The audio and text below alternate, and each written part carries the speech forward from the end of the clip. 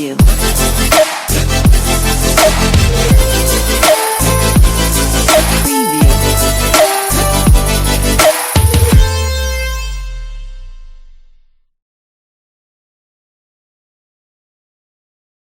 I wanted to start off with, even though we'll talk about different aspects of the sale process, I really wanted to give each of these great executives that we have on this call an opportunity to probably address the number one question that would be on my mind as a business owner and the business owners on this audience.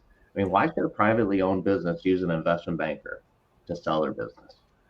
I know they get approached many times from PE firms and strategics.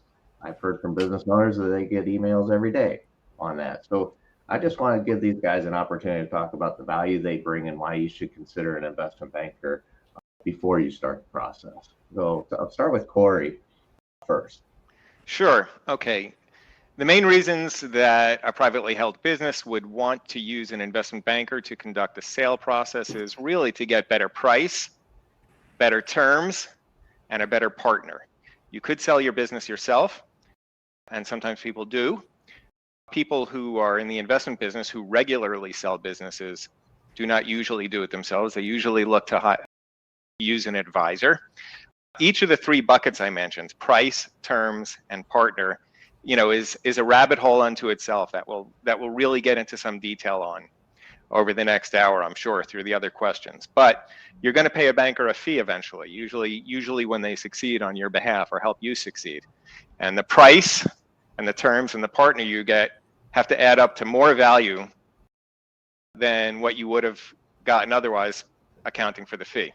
Bankers do this really through three phases.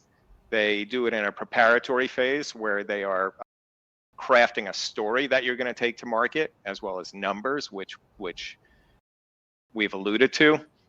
They do it in a marketing phase where they really get out there and address a very wide audience. In many cases, of potential buyers or investors that they know and have trusted relationships with. And they do it in a third phase, which is, diligence and negotiation and documentation, really structuring the deal. So there's a ton of, ways in which bankers add value and more than earn their fee. I'll leave it at that. All right, well, thanks, Corey. That was very good. Gary, anything to add to that? Yeah, sure. It's hard to answer this question without sounding too self-serving because that's what we do every day. But, I'll give you one perspective is that we sold our firm in 2019 and we hired a banker. Why? We knew who the buyers were. We knew how to run the process. But what is the real purpose? In addition to everything Corey mentioned on the process and how we do it, I'd argue that a banker could help you raise your value and certainty, even if you just wanted to talk to one buyer. And you have a buyer at the table that you're already negotiating with. We have many instances where we're brought in where parties are at the table and it's a first-time seller. And really the buyer just has them kind of, knows the process, has bought many companies. And then you have the seller who's sitting there trying to figure out what they should do when they get approached. That's really what it is. It's nice to know the buyers. It's nice to get approached. But what happens when they ask you, why should we buy you, or what should the value be? And they start putting these things in your court. You need to have representation, and in terms of doing this, whether it's an investment banker or a lawyer or something, because for all the reasons Corey said, yes, you can do it. You can sell to the initial party that approaches you, but you're most certainly leaving a lot of things on the table, and that banker can help you at least figure out what those things are to help you position your company. I sold a business a few years ago, this very case where the sellers of the business knew the buyer. Their father had actually worked at this company 30 years ago when he started his business. They knew they wanted to sell to that party, but they had been in discussions for 4 months with this buyer, trying to do it themselves, really not knowing what they were doing.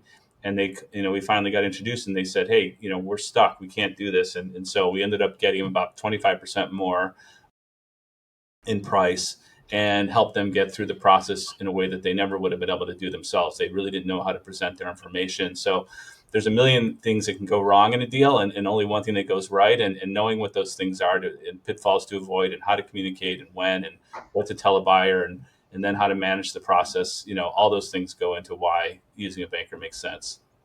Yeah, great. Thanks, Gary. John, anything else you want to add? I've got I'm the guy who had my own business and sold it myself without a banker. So I'm the one who says, do as I say, not as I did, because I've experienced it from the other side. Now, we deal with a lot of entrepreneurs, and entrepreneurs by definition are do-it-yourselfers. We have confidence in our ability to figure things out and to get it done. And so when looking at the fees for an investment banker, it's like, wow, that's a lot of money. I can do that. It's like, yeah, you can. I'm proof I did it, but I don't recommend it, because the easiest part is to figure out what's the business worth. Okay, that's the easiest part. The terms, the finding the right partner, figuring out the transition, going through this process that you've never done before is hard. And as investment bankers, you know, we find all the time that a deal dies half a dozen times as you're going through. We have to pull people back to the table. So the investment banker is there as one who's walked this trail before, who could say, yeah, this is normal, or this is not, or here's some suggestions of ways we can get through this. Now, I get asked this question all the time, and I've always been able to answer it just like I did. Recently, we had a situation that gives me some concrete numbers that I can add to this, in that we have a business that we've taken to market.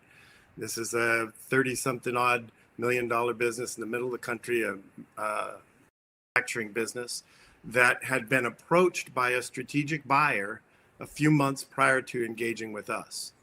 We ran a complete process, which I'm sure you've talked a little bit about, but the whole auction process, we identified 600 and some odd buyers.